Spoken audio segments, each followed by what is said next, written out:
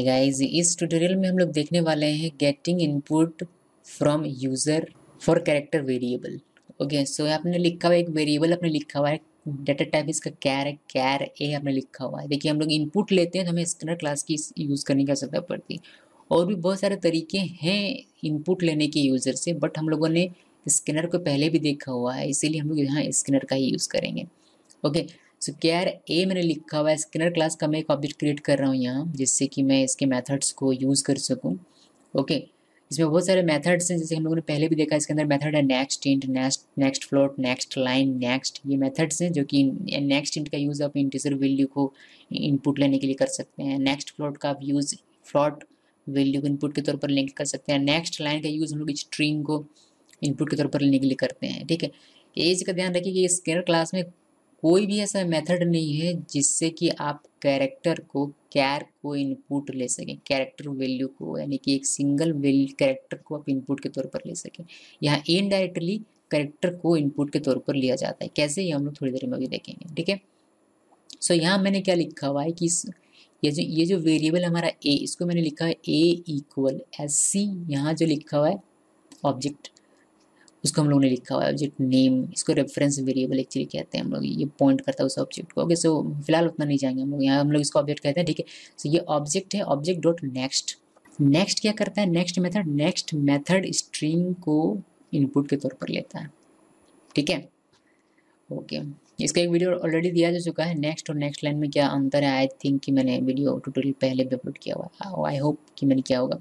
Okay, सो S C dot next, इससे आप एक स्ट्रिंग ले सकते हैं, स्ट्रिंग आपने लिया और साथ में आपने यहाँ लिखा हुआ dot char A T, A capital है, याद रखिएगा। ठीक है, आपने यहाँ लिखा हुआ 0।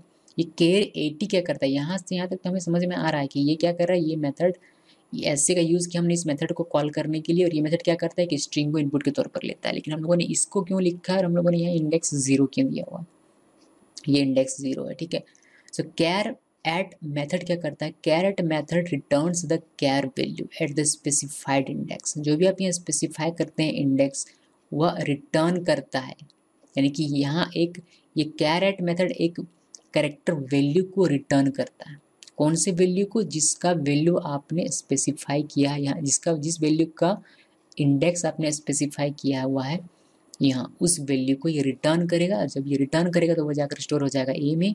और चूंकि ए एक कैरेक्टर डाटा टाइप का वेरिएबल है, तो ये एक कैरेक्टर को होल्ड कर सकता है सिंपली, इसलिए ये एक कैरेक्टर को होल्ड करेगा और आप सिस्टम डॉट प्रिंटलन के थ्रू इस कैरेक्टर को आप अपने स्क्रीन पर देख पाएंगे। ओके, इसका यूज़ बहुत ही बेहतरीन तरीके से प्रोग्राम में किया जाता है एप्लीकेशन को डेवलप करते वक्त।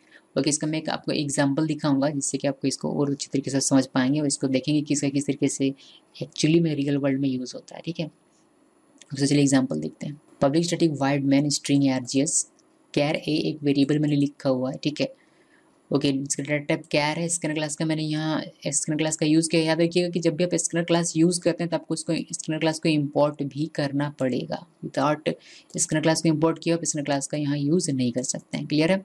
System dot out println inter a character, ये यूज़र की स्क्रीन पर दिखाई देगा कि इंटर ए कैरेक्टर, जिससे कि यूज़र को पता चले कि उसको एक कैरेक्टर इनपुट करना है। ओके, ए को इनिशियलाइज कर दिया है मैंने यहाँ इस मेथड को कॉल करके, और साथ में हम लोग जानते हैं कि कैरेट क्या करता है, char at method returns the char value at the specified index. Okay, और हमने सिंपली यहाँ प्रिंट कर दिया है यू हैव इंटर्ड ए में जो भी स्टोर होगा वह हमें डिस्प्ले स्क्रीन पर दिखाई देगा। ओके, तो चलिए इसको रन करते हैं। सबसे पहले इसको मैंने रन किया, यूज़र की स्क्रीन पर क्या आ रहा है, यूज़र की स्क्रीन पर आ रहा है इंटर अ कैरेक्टर। तो वह एक कैरेक्टर इंटर करेगा, इनपुट कर रहा है ए, मान लीजिए उसने इनपुट किया, तो उसको स्क्रीन पर दिखाई देगा यू इंटर्ड ए। बहुत अच्छी बात है, यहाँ तक क्लियर है।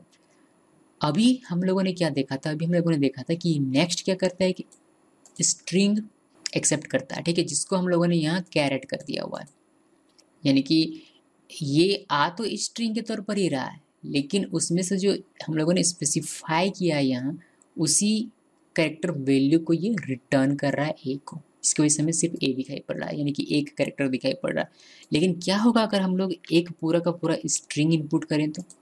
चलिए इनपुट स्ट्रिंग इनपुट कर रहे हैं, स्ट्रिंग में इनपुट कर रहा हूँ यहाँ, मान लीजिए कि गीकी सोर्स, ये गीकी सोर्स मैंने इनपुट किया। तो आप जब इंटर प्रेस करेंगे तो आपको यहाँ सिर्फ जी दिखाई देगा। जी ही क्यों दिखाई दिया, ये सारे कैरेक्टर्स क्यों नहीं दिखाई दिए बाकी के कैरेक्टर्स? क्यों नहीं दिखाई दिए? क्यों नहीं दिखाई दिए इसका जवाब ये है कि आपने इंडेक्स में यहाँ 0 लिखा हुआ, और हम लोग जानते हैं कि ये 0 है, ये 1 है, ये 2 है, ये 3 है, ये 4 है, ये 5 है, ये 6 है, ये 7 है, ये 8 है, ये 9 है। यानी कि इसका इंडेक्स अगर आप देखें तो इंडेक्स 0 से स्टार्ट होकर यहाँ तक जाएगा। ठीक है, सो जीरो में क्या स्टोर है? इंडेक्स 0 में, यानी कि A0 में स्टोर होगा G, A1 में स्टोर होगा E, फिर A2 में स्टोर होगा E, फिर A3 में स्टोर होगा K, इसी तरीके से बाकी की चीज़ें स्टोर होगी। तो आपने 0 लिखा हुआ है तो 0 में क्या स्टोर है? G, इसलिए आपको G मिल रहा है। अगर आप यहाँ लिखें जैसे कि 0 1 2 3 4 अगर लिख दें आप यहाँ 0 1 2 3 4, तो आपको Y स्क्रीन पर दिखाई देगा। इसको हम लोग रन करते हैं, ओके, और हम लोग लिखते हैं की सोर्स, तो आपको स्क्रीन पर यहाँ Y दिखाई देगा, यानी कि आपको आउटपुट स्क्रीन पर आपके Y मिलेगा, बिकॉज यहाँ आपने 4 लिखा हुआ है, इंडेक्स 4, तो इसी वैल्यू को ये रिटर्न करेगा इसमें।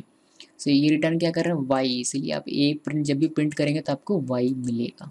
ओके, आप देखते हैं कि इसका रियल वर्ल्ड में हम लोग कैसे यूज़ कर सकते हैं बेहतर तरीके से। ओके, जैसे कि यहाँ इंटर कैरेक्टर के बजाय हम लोग यहाँ लिख देते हैं inter your gender MF। Okay, यहाँ हम लोगों ने लिखा इंटर योर जेंडर MF। यहाँ आप इसको 0 कर दीजिए, बिकॉज यहाँ आपको M या F तो 0 में ही होगा, पूरा स्ट्रिंग नहीं डालना है हमें।